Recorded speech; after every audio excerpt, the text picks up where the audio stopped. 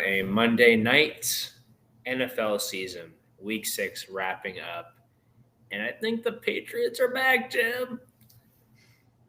Caden, how are you feeling about this past weekend of football? Pats are looking good. Yeah, that's really my biggest takeaway from this weekend, honestly. Pats are looking good. Covered the spread. Bengals, there we'll get into it. Um, the Chiefs, I think, are back, and yeah, I think the AFC is wide open, and I think the NFC has some new contenders, and I think that our prediction early on in the summer that you had that I said wasn't crazy is starting to look pretty damn good. Which prediction? Is it the Patriots? Is that two? No, Baker Mayfield I was MVP. about to say Baker Mayfield's the other one. That's a He's got like prediction. 4 game winning drives in 6 games. It's a prediction I had, and I kind of backtracked and just went Lamar. So I'm not going to give myself full credit here, but Baker has truly been looking like the MVP 6 games in. The first 4 games or so, his completion percentage was a little low for me. The last 2 games, he's gotten that back on track. He's right around league average now, and he's a guy that's just winning games with Tez Johnson, Cameron Johnson, Tez Johnson. Hey, I love Tez Johnson. Got to interview him, and man, he's a dog. But compared to like the rest of the league and what they're used to with Amika Buka, with Mm-hmm. Chris Godwin, with Mike Evans, like Baker didn't even need that this weekend to get the win. Right. Against a really tough 49ers team. So, Yeah, he's looked really good, and no matter what is thrown at him, you could have a practice squad offensive line we've seen, and he still goes out, balls out. All of yeah. his skill players get hurt, he balls out, like you said. So I really think Baker he's cooking something special right now, and it doesn't matter who gets in his way. Yeah, I think in terms of MVP race right now, I didn't think of a complete list here, but I think it's got to be Baker, um, like Sam Darnold. I think is in the conversation. Josh Allen, Drake May, Dak Prescott. Here's just like a couple of names, and I'm done with predicting any MVP outside of quarterbacks. I just don't think it's going to happen anymore. So I'm just going to list the most well-performing quarterbacks. Stafford, if I didn't mention him as well. I think those are a couple names I'm looking at right now. Mahomes had a good game last night. Yeah. Yeah, no, I agree. I think some of these quarterbacks are balling out. Not really the MVP type seasons to start the year that we're used to, um, but still nonetheless exciting. Sam Darnold's been balling out with Jackson Smith and Jigba. Um, yeah, a lot of career resurgence this season. Someone that's not having a career resurgence though is Justin Fields. Oof. He might just be bad. Okay, so Sunday morning, over the pond, as they would say, we probably watched the worst game in the NFL season so far. Yeah. The Broncos versus the Jets. It ended 13-11. And yeah, man, Justin Fields looked really bad. He looked really, really bad. And not to say anyone really looked good in that game, but it's one of those things that Fields, even in his other couple games, he struggled for most of the game and kind of put up some garbage time stats. Mm-hmm. So I think it's done for him. It's just a question of like where do the Jets go to Tyrod Taylor at 0-6 with I just don't totally see that happening either. Yeah, I don't know what the Jets do. I think Justin Field. It's so tough because you want to say the experiment's over, right? Like Uh-huh. that's the nice thing to do, but you are paying him $40 million over 2 years. Yeah, which So I mean, you're probably going to cut him after the season. I think is what I've seen. I think he's got like a pre-June 1 cut, and it's not terrible. So Yeah. that might be what we're looking at. Yeah, real quick, we do have a question on the live. We're going to be going through fantasy football questions throughout the episode today. Trading Kyron Williams and Cortland Sutton for Justin Jefferson. Interesting trade. Man, it depends how many teams are in your league. If it's a smaller league, like 8 teams, I would definitely do it because I love Justin Jefferson. But in a league with like 12 teams, I would maybe hesitate, and I would have to see the rest of the team. But overall, in terms of these players, I love Justin Jefferson. I'm kind of lukewarm on Kyron and Sutton. I think they're both great players, but I don't mind. Yeah, I would agree. I think Justin Jefferson's really good, but you are kind of giving up a little bit. Yeah. Here's another one. Here's another one. Would you trade DK and T. Higgins for Jay Jettis? I like that a lot more. I would do that. That's an interesting one. I think T. Higgins has a lot of upside. You said DK? Yeah. He's looked pretty good this year. So that's a tough one. I mean, it, again, really depends on your depth at the wide receiver position. If you have pretty good depth, then I say go for it. Yeah, definitely some good trades right there. Puka out possible, and Garrett. What should I do with Puka out possibly? Redo that question there, Jack. I'm not sure what that necessarily means. But let's go ahead and go on to our next topic here. In the Kansas City Chiefs, getting a huge win at home against the Lions last night. A team that desperately needed a win, and now they have Rashee Rice. He is racing to the stadium to get back out there. And, yeah, it's looking good. Oh, boy. It's looking good in Kansas City for them. Speed kills. Yep. Sorry, that was a little much. That was a little much. Yeah, they've been looking good on offensive side of the ball. So I'm really curious to see the evolution of their passing game with him. I think it's only going to get better. So yeah. I think he's about to. I think week 1, I think he's going to get really involved. So I would definitely start that man. Yeah, I think they're going to be looking really good with that offense. They have a ton of weapons. They see guys like Tyquan Thornton, guys like Juju Smith-Schuster that are going to be able to be, 4th and 5th options now. Guys that have proved themselves in certain areas this season. And then you bring back even better players and Rashee Rice, Xavier Worthy. A couple questions again. Definitely, I think I would do Sutton and Debo for Jay Jettis in a 12-team league. Yeah, lots of injuries right now for sure. In terms of Puka, it sounds like he might just miss a week. Garrett Wilson, Quentin Kincaid. Yeah, just work the waiver wire, Jack, and do your best there. And, yeah, that's all you can do. That's all you can do in fantasy. Football, lots of injuries. Let's get to that real quick.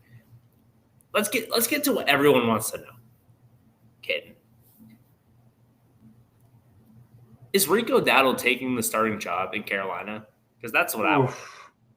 I think it's going to be a split backfield kind of thing. I feel like Rico has definitely done enough to earn that spot as RB1. I mean, you and I were on the phone earlier. He set franchise record for most scrimmage yards in a game for a running back for Carolina. And he's got like the best 2-game stretch in Carolina Panthers history. So I think it's hard to – I know it was against Dallas defense, but I think it's hard for you to go back to Chuba Hubbard. I know Chuba's really good. But I feel like Rico provides that upside too, and I think they're going to have a nice 1-2 punch there. Maybe we see something more along the lines of like what Detroit has cooking. Yeah, I would agree with you there. I think Rico has earned himself a right of sorts because Chuba hasn't been bad this year, but Rico has kind of blown him out of the water in terms of what he's done production-wise. I think Rico is definitely going to get the start, especially if Chuba's coming back from the injury this weekend.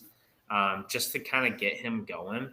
But I definitely don't think Rico's going to get quite the carry amount. He got like 30 carries this weekend, or 30 targets. I forget, which is just ridiculous. And at that point, it's like, is he just getting the ball every play, or is it like, is he actually being efficient?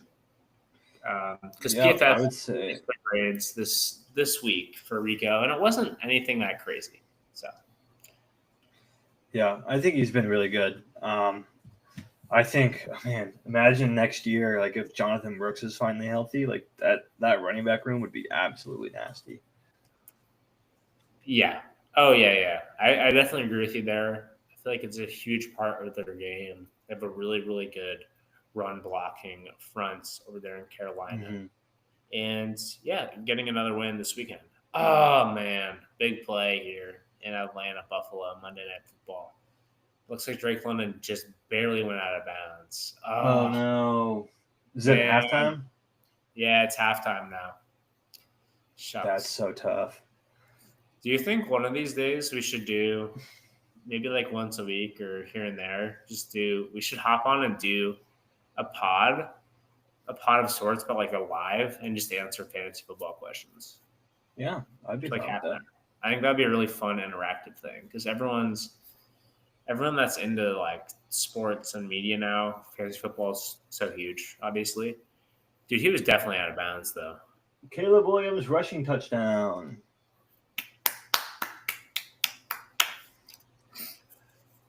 Oh, he's out. Oh, stretch. Ah, man. But anyways, Caden. It's okay. It's a good lead. Yeah, still a good lead, but he's definitely out of bounds there. I think the best team in football, I said it to you earlier, Caden, I think it's the Packers. Albeit they didn't look necessarily great against Cincinnati. They still did win by double digits. And I just think that defense is really damn good. Outside of that one Cowboys game this season and their other 5 matchups, they've been pretty damn elite. And I really like the offense. They're very explosive. I just think in terms of the best team right now, I have to go with them. And I think it's hard to pick, though, because teams have been struggling. There hasn't been a clear favorite right now. Yeah, I would say I think my 2 votes for best team, especially like all around, Packers are up there, but I don't believe in them. I feel like they're gonna lose some games down the stretch here. I just feel like they're not. I feel like their offense is going to be a little fluky. The defense is really stout and solid. Only recorded 1 sack against the Bengals, though. But the defense is really good, really suffocating at all 3 levels. But the offense worries me. And I think the NFC probably has the top 3 teams. I mean, the Lions are definitely up there. I know they're coming off a loss against Kansas City, but I think Detroit's very good. And I also think Seattle and Tampa are 2 other teams that I kind of would advocate for to be one of the better teams in the league. They're both of them. And we saw that shootout last week with Tampa and Seattle, and I think they're both really good on both sides of the ball. I'd probably lean with the Bucs over the Seahawks just because they beat them and Baker's just that dude. But yeah,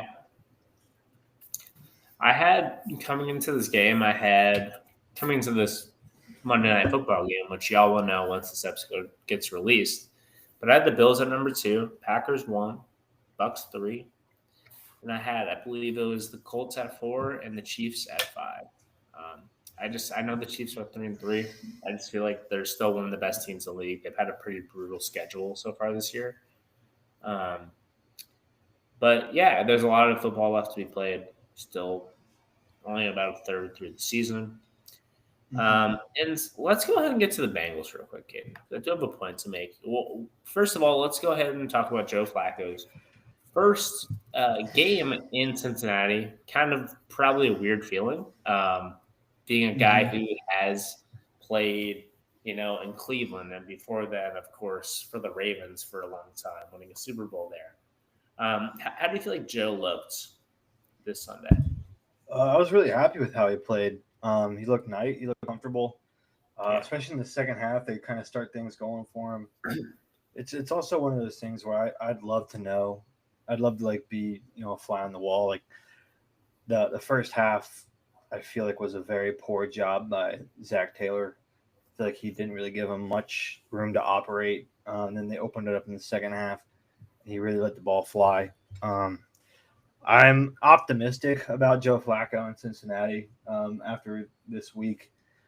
I think he can. I think he can definitely do enough down the stretch to keep us at least afloat in a struggling AFC. The big test is coming up Thursday night when they play the Steelers, but Yeah. I think he gives us a chance to win. And our defense, while not great, they've held their own a lot of the time. Yesterday, they just kind of had a breakdown. They were on the field a lot, so that's one of those things that I think Joe brings too. Is I think there'll be a lot more sustained drives. He doesn't have to take the big shot. He's really good at that intermediate passing range, and we saw that on that first drive in the second half where they really took control. So Yeah. I'm excited to see what he can do, especially with the elite talent around him. Um, just pumped up to play some competitive football, which we were not getting from Jake Browning. Um, and I'll just go through the next few games here, which I think are pivotal. I was talking to a work buddy of mine today. He was asking me about my thoughts about Joe Flacco and the Bengals, and I really think these next three games you have to go 2-1, or at least honestly 3-0 would be perfect. But you have the Steelers, Jets, and Bengals all at or Steelers, Jets, and Bears. Sorry, all at home. And I think if you can win those three games, you're right back in the thick of it. Probably sitting a game back, or maybe even potentially tied for the division lead. Um, and those are three very winnable games, in my opinion. I think Joe Flacco is Yeah. good enough to beat the Steelers. The Jets suck, and the Bears, I think, are a little scrappy. I don't really know too much about them. I'm kind of tuned into this Monday night game. You see me looking off to the side here, but Mm-hmm. yeah, I think that three-game stretch tells me a lot. And I think honestly, if we look bad against the Steelers, then I'm probably ready to call it Thursday night. Yeah. So it's a very interesting thing with the Bengals. I I thought of something earlier today, and more of a holistic thing about the Bengals. I'm gonna give you a new definition. It's gonna be called a roller coaster take. I have a roller coaster take with the Cincinnati Bengals. First, I started off by saying the Bengals in the draft class of Jamar Chase. I said I think they should take Penei Sewell. I think they should take Penei Sewell. Go ahead and get one of the best tackles in college football. Now one of the best tackles in football. Go ahead and Mm-hmm. protect your franchise QB. I soon, a couple years later, said, okay, maybe I made a mistake. Jamar Chase is really, really damn good. One of the best receivers in the game. And I think that that's the right decision. Now, with another injury from Joe Burrow, I have come back to the top of the coaster on the Penei Sewell side.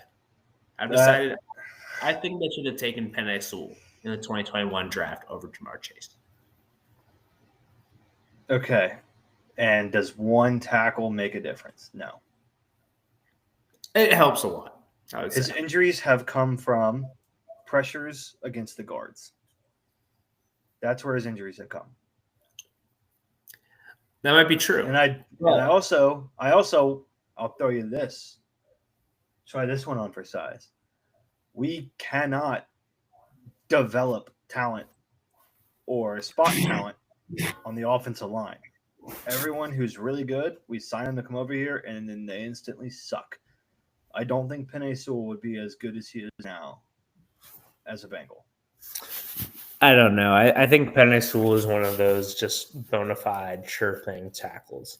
And you can argue that the guard was the problem, but if you have a guy on the edge that is as good as Penei Sewell, I feel like it makes the interior lineman just have a much easier job as well. Just having a guy on the weak side to just protect and handle his business over there. There's no it makes it so there's not another weak spot. And I feel like tackle has been an issue for Cincy and guard as well.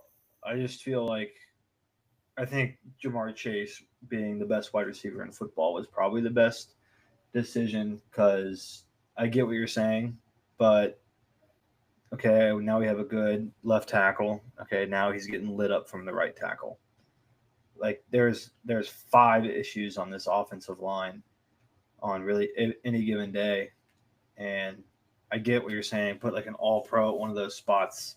I don't think it makes that much of a difference Well, I'll have to. because we did go and get an all pro tackle, and hasn't really helped. Is that Orlando Brown Jr.? Yeah, Yeah. Let's take a gander at him real quick. Well, I would agree to disagree there. I just think that, and Jamar's great. Don't get me wrong. He's a great player. One of the best in football, especially at his position. But I just think building in the interior is just more important, and I value it slightly more even than having weapons on the outside.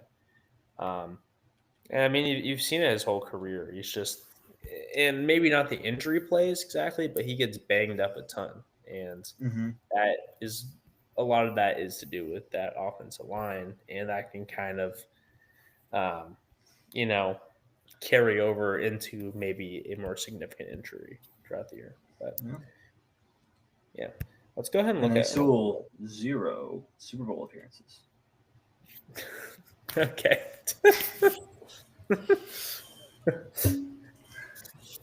Hey, you know what, dude? Jamar Chase, 0 Super Bowl wins. Kenny Pickett, 1 Super Bowl win. Fair enough.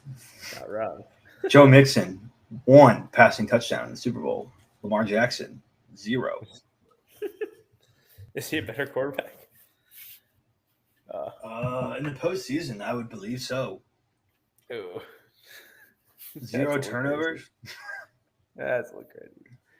Yeah, if you look at Orlando Brown, he was a really solid guy in Kansas City for his career, and then he got really to in Baltimore Cincy. too. Yeah, and he was. It happens to everybody. Ted Karras was really good. Alex Campo was really good, and we bring these guys over, and they just suck. Yeah.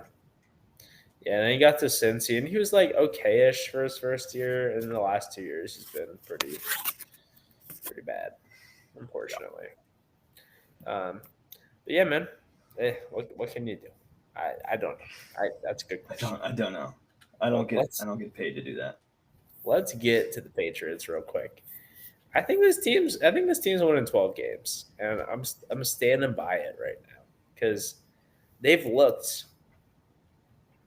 great. Like they're 4-2 now.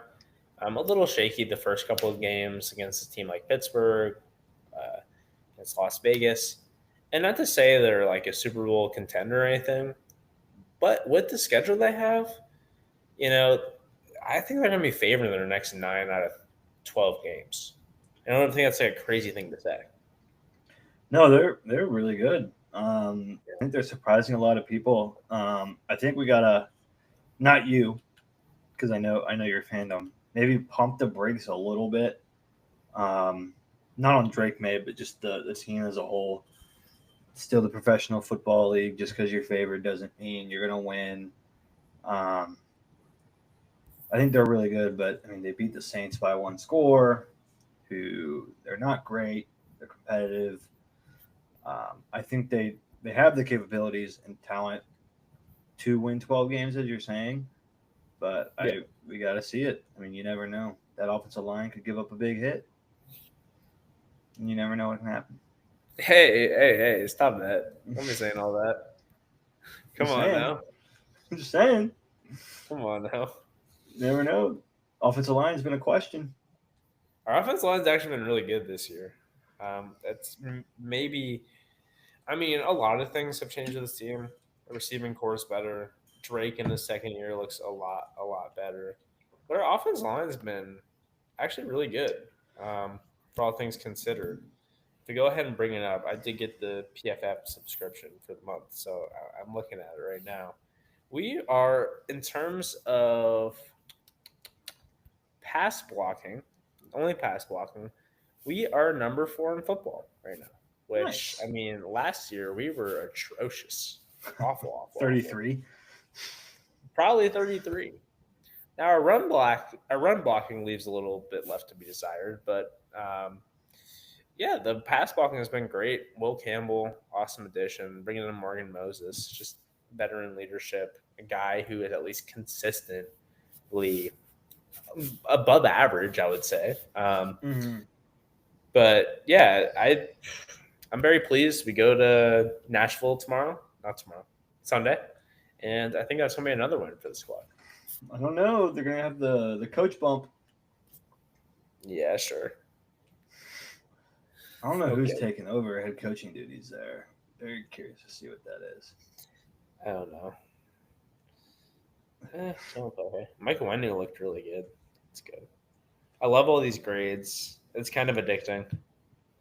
Addicting. Yeah. You can go ahead and look at. Oh, I didn't even look at.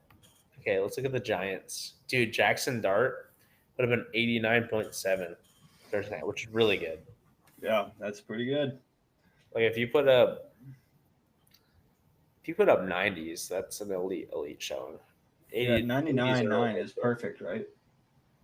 I think so. Let's look at some more things. Yeah, I like think Isaiah Connor Rogers. Hayward. What's up? Isaiah Rogers had a 99.9 against the Bengals. That's how I know. Oh yeah, he went off that game. That's actually crazy. 99.9. Yeah. Sorry, man. It's all right. It's all right. I'm gonna look at this now. I'm so curious. Wow. Never seen anything like that. What? A dark blue box, 99.9. Yeah, I think he's like the first corner to ever get a 99.9. Here's a good trivia question.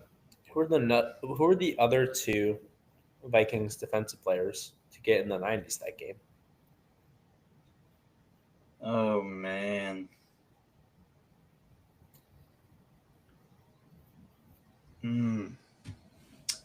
Was it a defensive lineman?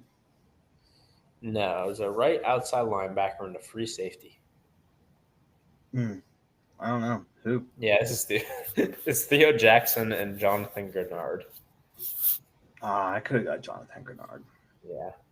Yeah, I didn't really know much about the Theo Jackson guy, but I did know Jonathan Grenard. Yeah. Anyways, Caden, who are some guys you're targeting in fantasy right now, and some guys you're selling? Oh man. Targeting. Probably Devontae Adams. I think it's a big one to try to go get. This Puka Nacua injury, it looked kind of bad. I feel like that's going to be something that kind of lingers. Devontae Adams has been, sure hands there. Who else would I be targeting? Noah Fant. I like that. Bengals. Mike Gesicki's out probably for close to 6 to 8 weeks. I feel like he's a guy that you could probably go pick up either on waivers or not sell too much to go get. He'll be tight end 1 for the Bengals, and they really like throwing to their tight ends, especially in low red zone. And then guys I'm looking to sell. Oh, that's a good one, Jackson. How about you go first? Sorry, yeah, I just threw that on you because I was thinking about it. For me personally, I would go ahead and sell Michael Pittman. I've talked to Caden a couple times about it. You saw it week 6. Didn't look great, and that touchdown production I feel like is going to catch up to him. I would definitely go ahead and honestly, this might sound counterintuitive, but if you can get Chuba Hubbard at a really, really good deal, I would go get him. So everyone's going to be like, oh, Rico's taking over. Just go ahead and sell Chuba. If you can get him for a guy you don't play at all, go ahead and do that because you pay him a lot of money, and money matters in this league. You pay a guy a lot, they want you to play. I'll go get him. Go ahead and also get the man, the myth, the legend, Drake May, of course. I mean, It's I would even say like Stephon Diggs is really emerging as his one.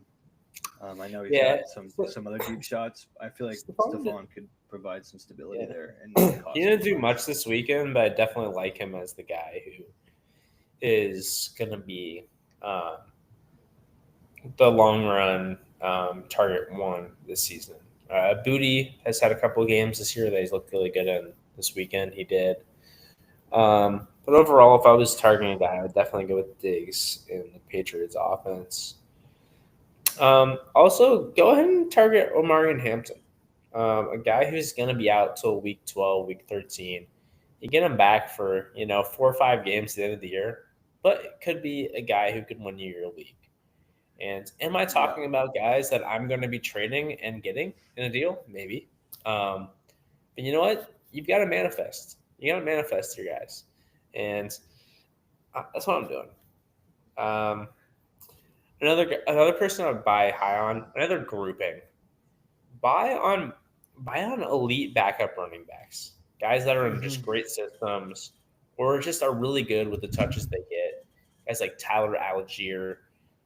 Go ahead and look at like Zach Charbonnet if you can get him.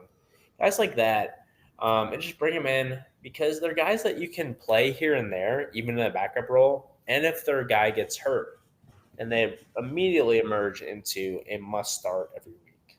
So, and make sure we're checking the reports, on game day and leading up to it. Don't, try to go get Michael Carter and then end up Bam Knight being the starter. I did that. Very embarrassing. Very frustrating. Embarrassing. So when those injuries do happen, it's not always the next guy up. Sometimes they'll go to a different guy for whatever reason. Yeah. Anyways, I don't really have anything else, kid. I'm not. All right. No, I'm excited for Thursday Night Football. I'll be watching it from a plane, so it should be a good time. All right. Thank you, everyone, for listening. Have a splendid evening.